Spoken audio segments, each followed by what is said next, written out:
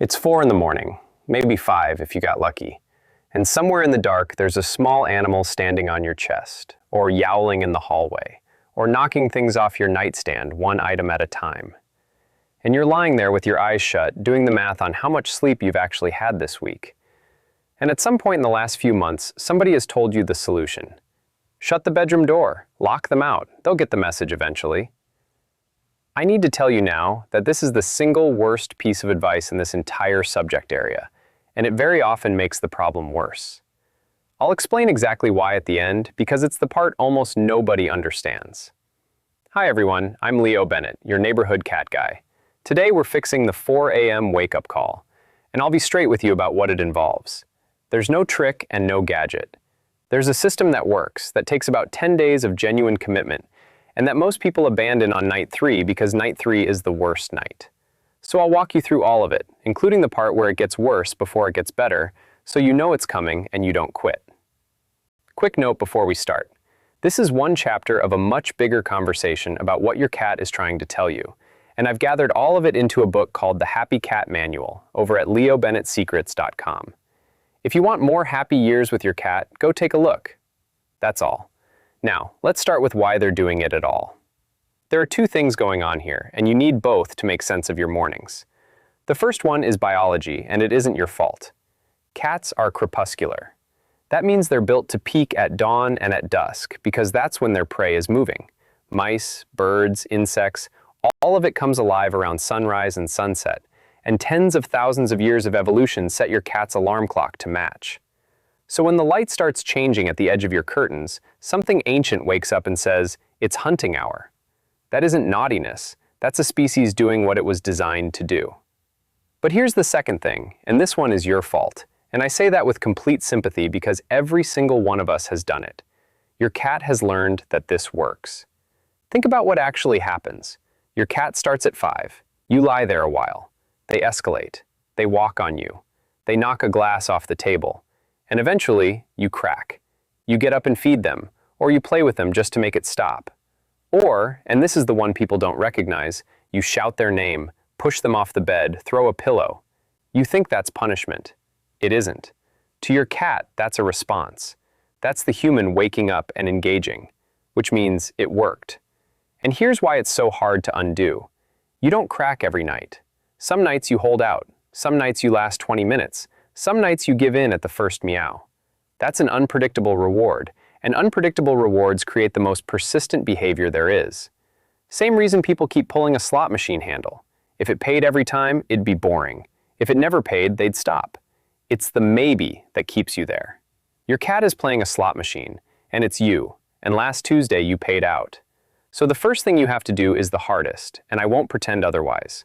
Total, absolute, unbroken ignoring. And I mean total, not "I mostly ignored her." Do not speak. Do not say their name. Do not sigh loudly. Do not push them off the bed. Do not pet them to settle them. Do not throw anything. Do not open one eye and look at them because they can see that. As far as your cat is concerned, you are unconscious, and the room contains no humans at all. Every one of those reactions, including the annoyed ones, is a payout.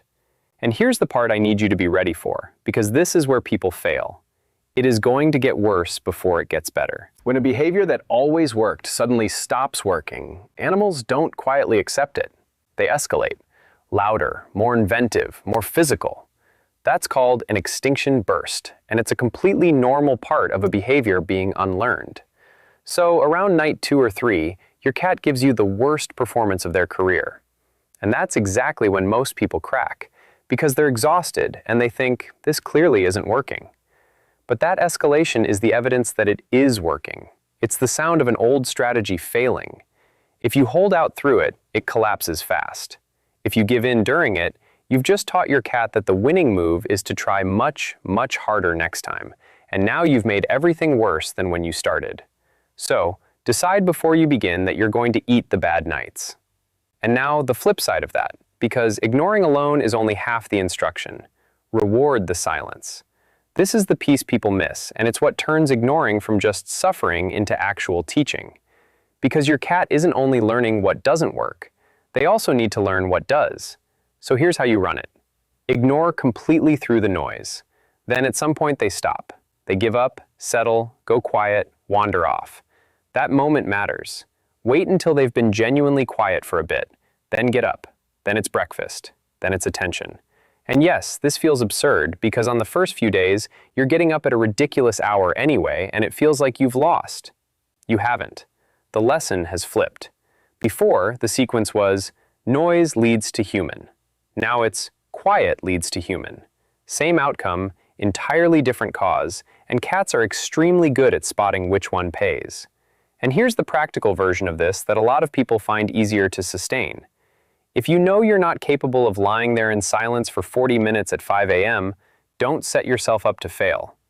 Just make sure that whenever you do get up, you get up during a quiet moment and never during a loud one. If they're mid-yowl, wait. 10 seconds of silence, then move.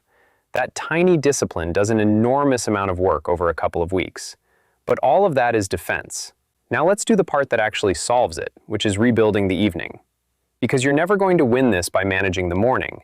You win it the night before. Here's the sequence your cat's brain is built to run. Hunt, catch, kill, eat, groom, sleep. It's a chain, and each link triggers the next one. Eating after a successful hunt is what flips the switch from active to satisfied, and grooming and deep sleep follow automatically. That whole sequence is your tool. So here's what you do, and this is the single highest impact change in this video. About an hour to an hour and a half before your bedtime, you run a proper interactive play session. Not toys on the floor, those are furniture. A wand toy in your hand, moving like something alive that's trying to escape. Away from your cat, never at them. Around corners, freeze, twitch, dart. Let them stalk it, chase it, and crucially, let them catch it. A hunt with no capture is frustrating, not satisfying. Go long enough that your cat is genuinely tired, not politely amused. For most cats, that's 10 to 20 minutes.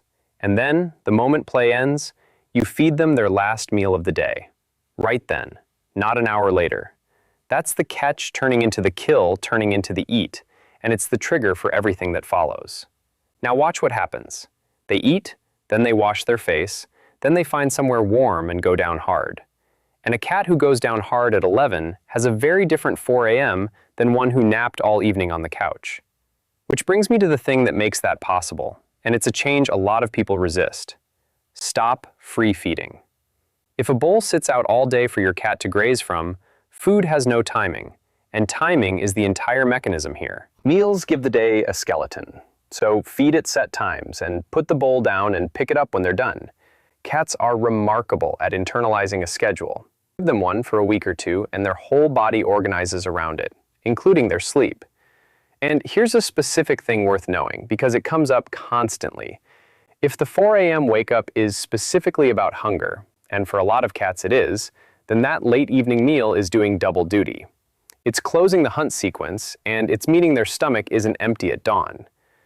Some people also find an automatic timed feeder helps enormously here, because you can set it to dispense at, say, 5:30 in the morning. Now the food arrives, and it has nothing to do with you. Your cat learns that breakfast comes from the machine, not from waking the human, and you have been removed from the equation entirely. That's not cheating, that's just good engineering. Now, one more thing, and if you live with other people, this may be the most important sentence in the video. Everybody has to do the same thing. All of it. Every person in that house. Because here's what happens if they don't. Your cat starts at 5. You ignore them beautifully. So they go down the hall and try your partner. Your partner ignores them too. Then they try your teenager, who's half asleep and just wants it to stop, and gets up and puts food down. And in that instant, everything you did was for nothing. Worse than nothing, because you've just built the unpredictable reward system we talked about. Your cat learned the strategy still works, it just takes a few more doors. So you have to sell this to your household properly, not as a rule you're imposing, but as the only way any of you get to sleep again. Because if one person keeps paying out, nobody else's effort counts, and it will simply never end. Get the buy-in first, before night one. And here's the encouraging part, which I think people genuinely don't believe when they start. This does not take long. Think about jet lag. You fly from Paris to Los Angeles, and for a few days your body wakes you at 3 in the morning, insisting it's lunchtime. What do? You don't get up and eat lunch. You lie there, force yourself back to sleep, and within about a week, your body has quietly moved on to the new schedule. Your cat's internal clock works the same way. It's adjustable. It just needs consistency, and it needs nothing to keep confirming the old schedule. So commit properly for 10 days. 10 days, all of you, no exceptions. Late play, late meal, total ignoring, reward the silence. And be realistic about what winning looks like, because this isn't usually an all-or-nothing outcome. If your cat goes from 4:30 to 7, that's a win. That's an enormous win, actually. You may not get the perfect cat who sleeps until 9, but 7:30 is a completely different life from 4:30. And one more thing that should genuinely reassure some of you. If your cat is young, under about a year and a half, some of this is simply age. Young cats have an enormous amount of energy and very little judgment about when to use it, and a good portion of this behavior does soften on its own as they mature. So if you're in the thick of it with a 10-month-old, know that you're working with the current, not against it. And now the last thing, the one I opened this video with. Do not lock your cat out of the bedroom. I know that advice is everywhere, and I know it's tempting, because it looks like the obvious solution. Just remove the cat from the room, remove the problem. But here's what's actually happening when you do that. Think about what your bedroom is to your cat. You spend 7 or 8 hours a night in there, motionless, breathing. That room and that bed are the most scent-saturated territory in the entire house. It is the single most important place in their world, because it smells more like you than anywhere else does. It's the core of their territory, and a huge part of where their sense of security comes from. So when you shut that door, you haven't set a boundary. From your cat's point of view, you've evicted them from the safest place they know, with no explanation, every single night. And insecure cats don't get quieter. Insecure cats act out. So you may well trade a cat who yowls at 5 for one who yowls at the door all night, or shreds the carpet outside it, or starts marking territory somewhere you'll like a great deal less. You stepped on one end of the toothpaste tube and it came out the other. And it's worse in a house where several people all shut their doors, because now your cat is alone in a dark house every night, locked out of every socially important room, and that's a genuinely anxious animal in the daytime too. So the correct way is to keep the door open and fix the actual cause. The door is a symptom suppressor, and not even a good one. Late play, late meal, set meal times, total consistency from everybody, reward the silence, 10 days. That addresses why it's happening. The closed door just moves the noise somewhere else and charges you interest. So let me pull this together. Your cat isn't waking you up to annoy you. They're a crepuscular animal doing what dawn tells them to do. And somewhere along the way, they discovered that this particular routine reliably produces a human. That's all this is. So you take away the payout completely, you start paying out for silence instead, and you rebuild the evening so they're actually tired and actually fed when you go to bed. Everyone in the house does the same thing for 10 days, including the bad nights in the middle. And you leave the bedroom door open because they need to be in there with you far more than you need them out. I know how hard this sounds when you're this tired, but this is one of the most reliably fixable problems in all of cat behavior. 10 days of consistency buys you back years of sleep, and you never have to be the villain to get it. So tell me in the comments, what time does your cat wake you up? I want to see the range, and I suspect somebody out there is going to say 3, and I want to buy that person a coffee. Hit like, subscribe, and send this to whoever in your house keeps getting up and feeding the cat at 5 in the morning. I'm Leo Bennett. Go get some sleep.